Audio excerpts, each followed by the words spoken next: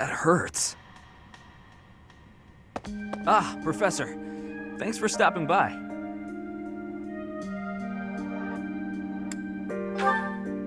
It's not bad.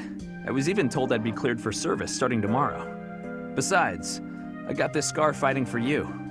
It's almost like a medal or something.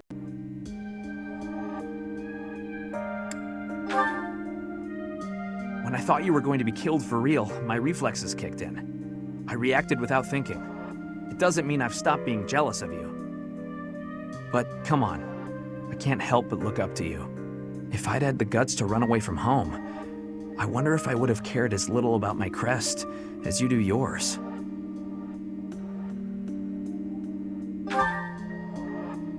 No. But if I thought I could have escaped, I would have tried. I'd leave behind House Gautier and the life of a nobleman and anybody who knew I had a crest. Our home is to the very north of the kingdom. Just across the mountains from us is land inhabited by foreigners to Fodlan. It once belonged to Fargus, but now that the kingdom has collapsed, it's only a matter of time until fighting breaks out. Anyway, that land has been contested for centuries, and all that time, it has fallen to House Gautier to protect it. Actually, our Lance of Ruin has been doing most of the protecting.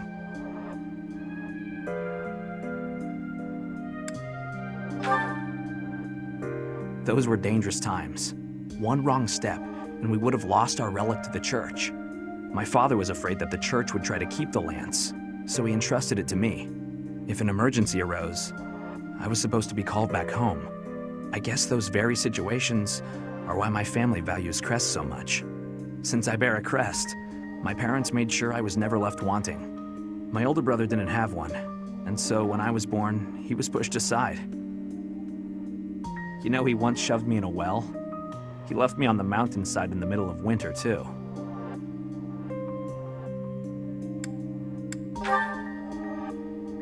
Even as a little kid, I understood why he was like that. My mere existence stole everything from him. I have no right to complain when I am surrounded by people who would give anything to bear a crest, but do not. Now, women smile at me for the same reason my parents adore me, and my brother wanted me dead. And I have to meet them all with a smile and a wink, because I have a crest.